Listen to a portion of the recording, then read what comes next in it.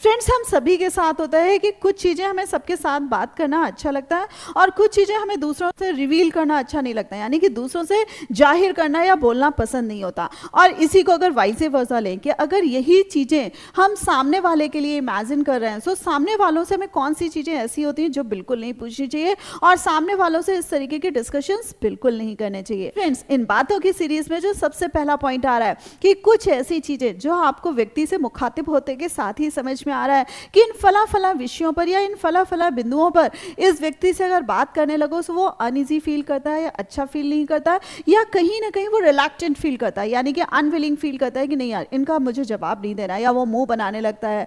So friends, आपको जब समझ में आ रहा है कि अगला आपके इन क्वेश्चंस में या आपकी इन बातों का जिक्र करते के साथ ही असहज महसूस कर रहा है, सो फ्रेंड्स आपको वहां ध्यान रखना है कि आप लोगों का दिल जीतना चाहते हैं, आप लोगों के और करीब जाना चाहते हैं। सो इस तरीके के विषयों पर डिस्कशन ना करें। इसी के साथ साथ फ्रेंड्स, किसी को भी अपनी एज बताना पसंद नहीं होता है, यानी कि आप पूछने लगे कि भाई आपकी उम्र क्या हो रही है, या कई बार लोग इनडायरेक्ट वे में ये क्वेश्चन करते हैं कि आपने 10th किस साल में किया था या आपने 12th किस साल में किया था, यानी कि उससे पहले वो उम्र का अंदाजा लगाने लगते हैं। सो फ्रेंड्स, हो सकता है कि आप बहुत स्मार्ट हो बट सामने वाला भी बेवकूफ नहीं है। इस तरीके की जो उम्र को लेकर डिगिंग होती है किसी को भी रास नहीं आती है। इसी के साथ साथ फ्रेंड्स, हमें सामने वाले की सैलरी जानने की बड़ी उत्सुकता होती है। सो फ्रेंड, जैसे हमें अपनी सैलरी किसी को बताना पसंद नहीं होता, उसी तरीके से फ्रेंड्स सामने वालों को भी अपनी सैलरी बताना पसंद नहीं होता है। सो फ्रेंड्स, ये कुछ प्रोहिबिटेड क्वेश्चंस होते हैं कि सामने वाला कितना कमा रहा है, उसकी तनख्वाह कितनी है, उसको कितना मिल रहा है, कितना अर्न कर लेता है।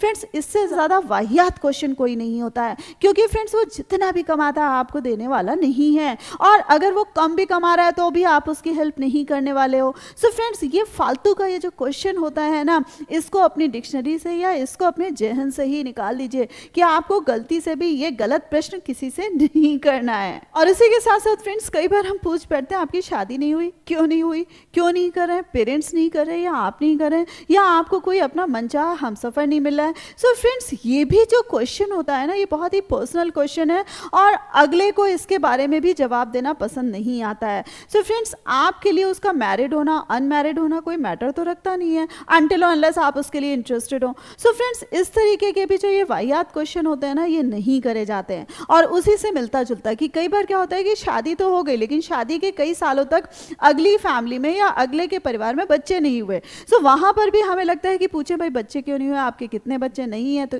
आपका एक बच्चा है तो दूसरा क्यों नहीं है, और अगर बच्चे नहीं है सो क्यों नहीं है। सो फ्रेंड्स, ये भी अपनी पर्सनल लाइफ होती है और ये अपने डिसीजंस होते हैं। आप किसी के मामले में क्यों टांग अड़ाते हैं और आपको करना क्या है कि अगले के घर में बच्चे हों। भाई अगले के घर में अगर बहुत सारे बच्चे हो गए तो भी आप पालने नहीं जा रहे और नहीं भी हुए सो आप अपने बच्चे तो भेज नहीं दोगे। सो फ्रेंड्स, ये भी जो क्वेश्चंस होते हैं ना कि अगला अपनी जिंदगी जी रहा है और आपको उसमें दिक्कत हो रही है, सो फ्रेंड ये बहुत ही गलत बात होती है। Last but not the least, कई बार क्या होता है कि हम लोगों से डायरेक्ट क्वेश्चन नहीं करते लेकिन हम उनके बच्चों के बारे में जानना चाहते हैं कि उनका रिलेशनशिप स्टेटस क्या चल रहा है, यानी कि वो लिव इन में रह रहे हैं या वो किसी के रिलेशनशिप में है या उनकी शादी टूट गई है या किसी से शादी तय हो गई है। सो फ्रेंड्स, लोग जैसे अपने बारे में बताना ये सारी चीज़ें पसंद नहीं करते, उसी के साथ साथ अपने बच्चों के भी बारे में भी बताना पसंद नहीं करते हैं। इवन देन कई बार क्या होता है कि आप लोगों के सामने उनके बच्चों से इस तरीके के क्वेश्चंस करने लगते हैं। सो फ्रेंड्स, आपके प्रति जो डिसलाइकिंग है वो ना केवल उस व्यक्ति से होगी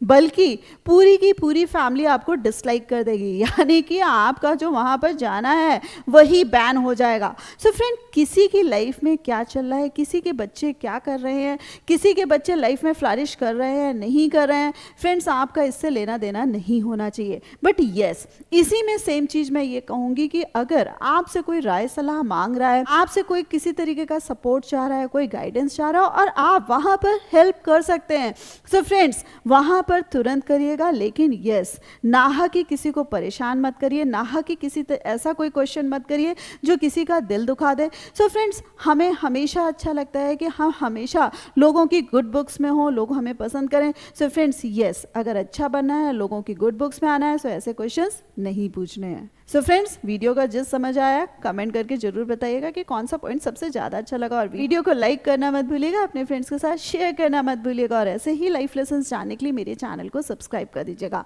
so thanks a lot for giving me this much time.